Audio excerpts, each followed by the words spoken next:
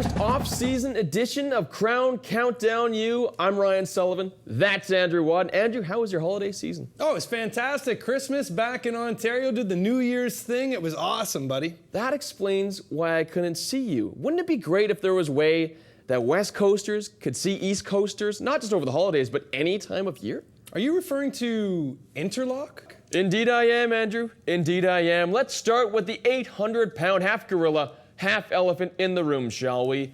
Interlock. Or more precisely, the Northern Eight, the proposal to play games between conferences that is led by project partners David Dubé, who just so happens to sponsor this show, and Jim Mullin, who created and produces this program. Opinions? Yeah, we got a few, but both Jim and David have committed to coming on this show in February to explain absolutely everything involved in the proposal to stop the speculation so the cold hard facts can be heard. That again coming in February right here on Krown Countdown U. Since 1985, the East-West Shrine Game has sent two of the best players from the CIS south of the line against the best of the D1 prospects from the NCAA. Representing Canada at Tropicana Field on Saturday, defensive lineman Daryl Wadd of the Western Mustangs, receiver Addison Richards of the Regina Rams, and top Canadian prospect Brett Boyko of the University of Nevada, Las Vegas. There is Addison Richards, like Jordan Sisco and Jason Claremont before him, representing the Rams as a receiver. Unfortunately, Richards' West Side lost the game 19-3 to Wadd's East Side. The UBC Thunderbirds have found their new head coach, a very familiar face throughout the Canada West, Blake Nill. The team has not won a Vanier Cup since 1997. Their starting slinger at that time was the same man that led their team to a 2-6 finish last year, Sean Olsen. Many people did not lay blame on Sean, but nonetheless, the program decided it was time to move on after missing the playoffs. In doing so, two-time Vanier Cup winner and seven-time Vanier finalist Blake Nill left his role as head coach of the Calgary Dinos to take the reins as the new frontman at UBC. It's going to be a challenge. Again, I'm the new guy in, but I'm the one that's going to, be charged with coming in, changing the culture here, bringing in a level of excellence that I feel is necessary to be successful. Now, despite landing Blake Nill as the new head coach at UBC, the Thunderbirds also reached out to Laval Rouge et Or headman Glenn Constantin. The decorated coach turned down the offer from UBC alumni and financial backer David Sadu. The head coaching situation at the University of Calgary looked to be filled by offensive line coach Steve Barato, who was to take over as the interim until they found a replacement. Well, that interim position has now been handed over to longtime assistant Wayne Harris Jr. Barato is handing over the interim position due to personal reasons. Harris Jr. has been an assistant coach with the Dinos for 16 seasons in 3 separate stints between 1989 and 2014. UBC is not the only Canada West squad with a different-looking sideline in 2015. The Regina Rams have replaced longtime head coach Frank McChrystal with longtime CFL assistant coach Mike Gibson. Gibson has almost every Canadian Football League team crossed off his checklist. He was an O-line coach and coordinator at the Winnipeg Blue Bombers from 2005 to 2006. He then spent 2 seasons on the Saskatchewan Roughriders sideline, winning a Grey Cup in 2007. He then spent some time with the Hamilton Tiger Cats, Calgary Stampeders, and most recently last season with the expansion Ottawa Red Blacks. This isn't his first stint at a collegiate level either. Gibson also spent some time in the NCAA with Louisiana and Boston University. So we will start with recruiting this city hard, all right? And there'll be some athletes who get away. I know there's some athletes who've already committed to other places this year, okay? That's because there's no excuse about that. And it's often said in the United States you want to build a fence around your home territory. We want to build a fence around Regina and not let any great players out of here. That's our goal. But we will expand our recruiting efforts and we'll bring in the best student athletes. We want people who are successful in the classroom. We want people who understand the importance of education, because it starts with that. We are the University of Regina. The Waterloo Warriors head coaching position has now been filled as Chris Batoya is leaving his position as an assistant coach with the University of Western Ontario to return to his alma mater as the new head coach of the Warriors. Batoya says his experience with the Mustangs has prepared him for this new venture. Canada Football Chat has revealed that the McGill Redmen have been in contact with famed retired Montreal Alouette quarterback Anthony Calvillo about their head coaching vacancy. Arguably one of the best quarterbacks in CFL history, Calvillo turned down the role of leading the Redmen sideline. Redmen athletic coordinator and part-time Las Vegas lounge singer Drew Love confirmed that interviews have been conducted and the search is on. Defensive coordinator Ron Hilaire was one of the names on the list. The university has indicated that a formal announcement introducing the new head man will take place before the month is out. Canada Football Chat has released their top 100 Canadian recruits at the collegiate level. Here's the top 10 for the entire list. Make sure to head to CanadaFootballChat.com.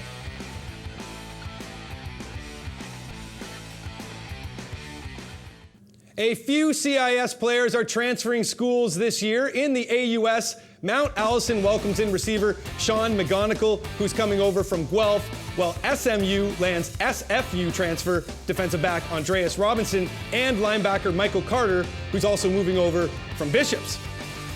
In the RSEQ, Concordia welcomes in Acadia transfer receiver defensive back Shaquille Cezant Holmes and quarterback Kadeem Campbell from St. FX, while McGill added defensive back Joel Kareem Zongrana from Boston College, while Sherbrooke takes on Montreal transfer defensive back Landry Acu Atsa. Heading west, the Alberta Golden Bears added defensive lineman Garrett Meek from Saskatchewan, while UBC sees offensive lineman Brock Mold head to Point Grey from McGill. There are plenty of names out there that are potential transfers. Two of the bigger names are at the QB position, with former Penn State redshirt freshman Michael O'Connor and former Vanier Cup champion Alex Skinner both looking for new homes. Both players are Ottawa natives. O'Connor is still seeking to stay in the NCAA, hoping to land a spot with a different D1 school, while Skinner, who last led the Laval Rouge et Or to a Vanier Cup title in 2013, has rumored to be contacted by two CIS schools in the West, though it's looking likely that he will end up in the OUA.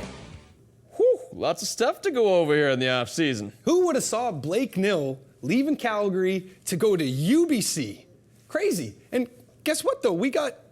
Is it coming up? It's coming up next? Blake Nill is coming up next with our very own Jim Mullin, and I believe there is a roundtable of sorts to be... all crazy coincidence that also have to be scripted. Coming up next on Krown Countdown U. We're trying. Krown Produce secures produce locally and from around the world for Canadian retailers. Krown Produce is also proud to secure sponsorship of University Football on Shaw. Krown Produce, supporting Canadian retailers and Canadian amateur football. And welcome back to Krown Countdown U, now in studio with the new head coach of the UBC Thunderbirds, Blake Nill, who has not been fitted out with UBC gear as of yet, but you're not wearing red. No, I'm not, Jim. I'm making the slow transition, but you know, if things are going well here, I'm starting to learn the lay of the land, and it's a big job, a big task, but we're moving, taking good strides so far. I know moving out of Calgary, it was a surprise to many out there. And it may have taken your team by surprise at the University of Calgary and many people around the university when you pulled up stakes and moved on to Vancouver. This is an opportunity for you to send a message to them about all those years that you had in Calgary and what you built there. So I'll give you the time to actually say a televised goodbye to them if you like. Well, the thing about it, Jim, is that the decision for me to leave Calgary and go to UBC was not based on anything that was happening at Calgary. You know, this was an opportunity that I thought I had to take. I'm a believer that in coaching you have certain lengths of tenure, and I was in, you know, I just completed my 9th year at Calgary. I felt that it was time to, you know, look somewhere else, time to sort of rejuvenate yourself. And I can honestly say that in the few months that I've been here at UBC, I feel a resurgence of sorts and an urgency that I hadn't felt at Calgary maybe in the last year. Was the process for you coming to UBC and leaving Calgary similar to that of when you left SMU and went to Calgary? Was it that same sort of reset that you needed in your life? Well, to be honest with you, it was very similar. You know, paralleled in a lot of ways. In both scenarios, I did not apply for a job, I was approached by an alumni group who asked if I'd consider coming, to their particular school. And I looked at the, at the long view of it, the long-term view, and said, you know what, I think things can work at UBC if the culture's changed. There was a lot of dysfunctionalism in it. There's things that I thought that were done that maybe just didn't allow itself to win. And so I've come in here, I've identified areas where I think we can make improvements right away. Now I'm going to continue to work on obviously on the recruiting and the fund development. And that's something that I think parallels success now is your ability to generate capital to increase your operating budget. Let's take a look at the UBC team that you have right now coming out of the gate. Strong in some places, really thin in some other places. What was your assessment back when you were a coach for Calgary? When you took a look at that team that was dressed in blue and gold, how did you see them? Well, last year when they had the coaches' polls, I picked UBC to finish fairly highly. I thought they had great depth at some of their skill positions, experienced quarterback, and more importantly, maybe is a couple of young quarterbacks who I thought could, get the job done as well. We knew they were a little shallow on the offensive line, and that's, having been there now, I can see, that we need to improve in that area. But overall, I think this team is the strongest of any team that I've taken over, and I'm looking forward to seeing their improvements after, an off-season in the weight room. And, again, a little bit of change from the head coach maybe can sort of just ignite them quickly here. Do you feel that you've got buy-in from the players? I think Sean Olsen was well-liked among a core of players with that team. Do you think that they're buying into your new program? It's hard to say at this point still. There's no doubt that Coach Olsen was well-liked and, deservingly so. He's a coach who goes out of his way to try and make the experience for the players a very genuine one. My approach may be a little bit different, where I'm going to come in and be maybe a little bit more demanding. I know I'm, just comparing what I feel, but I'm the kind of guy that probably expects a lot. I have a huge opinion on accountability and on decision making and on work ethic. And so far, I think I've delivered that message to this team, and they seem to be in the weight room anyways, working hard and understanding that there's going to be evaluations made throughout year, from now to spring ball, and that any one spot on that team is not guaranteed. One of the things we're looking at is moving Terrell Davis back to the defensive side of the ball, where he was a prominent linebacker in high school, and he's built. He would bring a speed component to that position that might not have been seen here for a while. Let's step off the field for a second to alumni. Part of the change of culture, I think, comes from alumni and alumni supporting a person in your position. During the press conference, you talked a lot about financial support and financial support being a game changer. Right. Was that the final determining factor for you coming out to UBC in terms of the alumni being able to put the fuel in the tank to change the culture? Well, I'll start off by saying if I was not convinced that the alumni would be there, I would not have even considered this job, because I came from a definite have program at the University of Calgary where the alumni means everything to that program and have done a great job for 25 plus years. What intrigued me about the UBC opportunity in regards to the alumni was a core group of men who I think, took it upon themselves to say, you know what, it's time for us to step up. All these gentlemen played for Coach Smith. I think there's a huge loyalty to Coach Smith in this city and in the university. And they looked at it and saw what his regime, what his philosophical approach meant in their lives, and they want to contribute and give back. And I was convinced in the times, of my discussions with this group, is that they're on board. And some call it a leap of faith, but what I did was use my experience as a coach, my knowledge of the CIS to know what it's going to take, and made the best decision I could. I've always been what I call a qualitative recruiter. I'm not worried about numbers. I'm not going to go in and say we need 25 recruits or 30 recruits. I'm going to say we need, as many guys that can help us get to the national level as possible.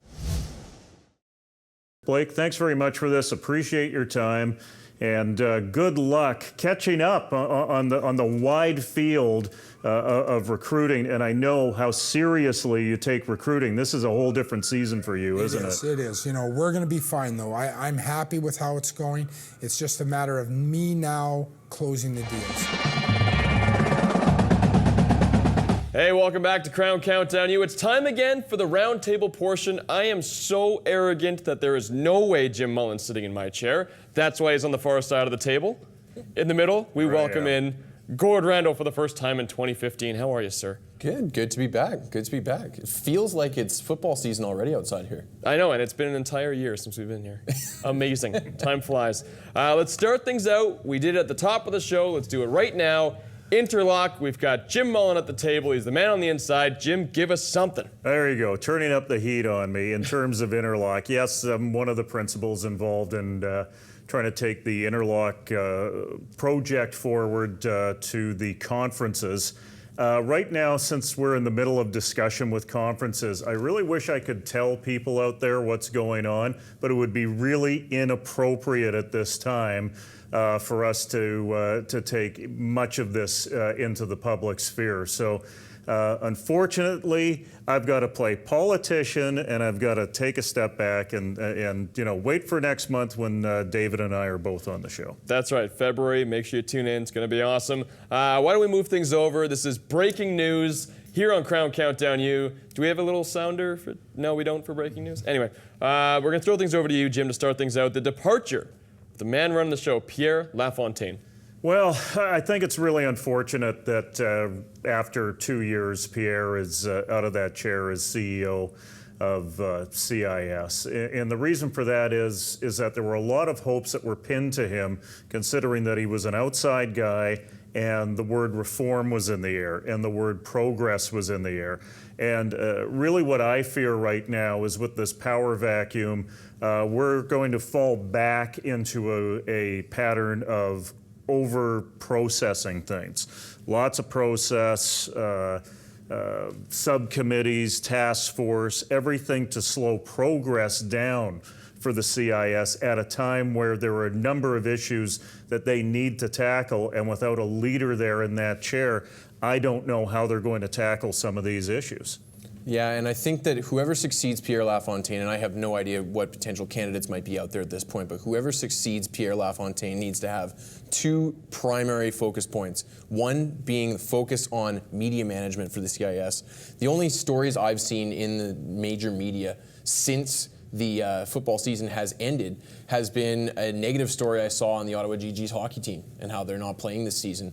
And the CIS just needs to really focus on improvement in that department and marketing their product, because you are a niche sport. When you are a niche sport, you need to be excellent at marketing yourself in order to make yourself into a primary sport. And the CIS just doesn't do that at this point in time. The other focus point should be increasing standardization and regulations across the CIS. It's much better than it was a decade ago, but it's still a little bit of the wild, wild west with some inequalities amongst its membership. It needs to be a focus point to really try and level the playing field so that we're not seeing Laval in the Final Four every single year, Western in the Final Four almost every year, et cetera, et cetera, et cetera. Well, I think that has to come from some top-down decision making. as opposed to the NCAA. And it's a bit of a black and white comparison. I know there's a lot of gray area here.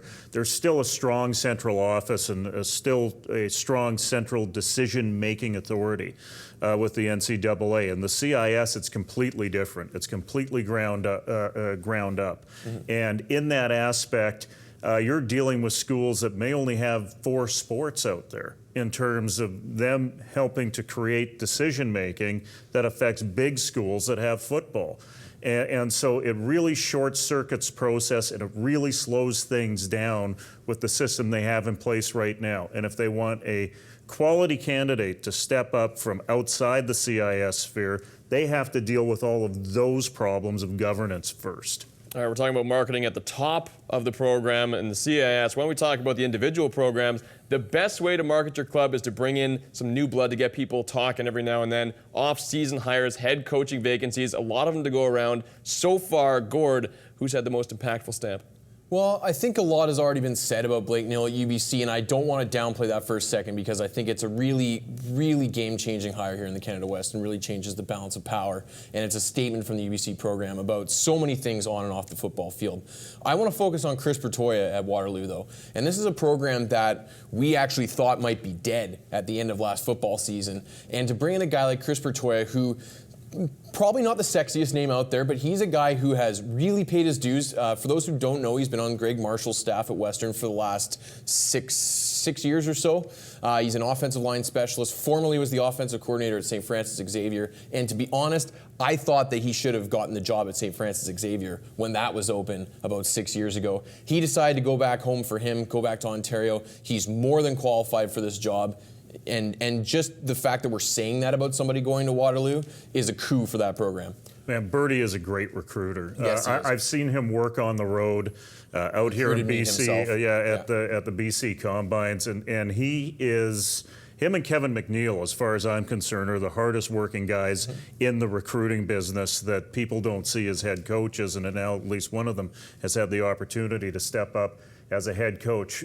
Speaking of head coaches, Coach Gibson with the Regina Rams, there's a big break. We thought that with the Regina Rams, they were still going to play it within the Rams family with a familiar name in terms of who they would put forward as a coach, somebody who is very familiar to them, because that's the way they've operated in the past.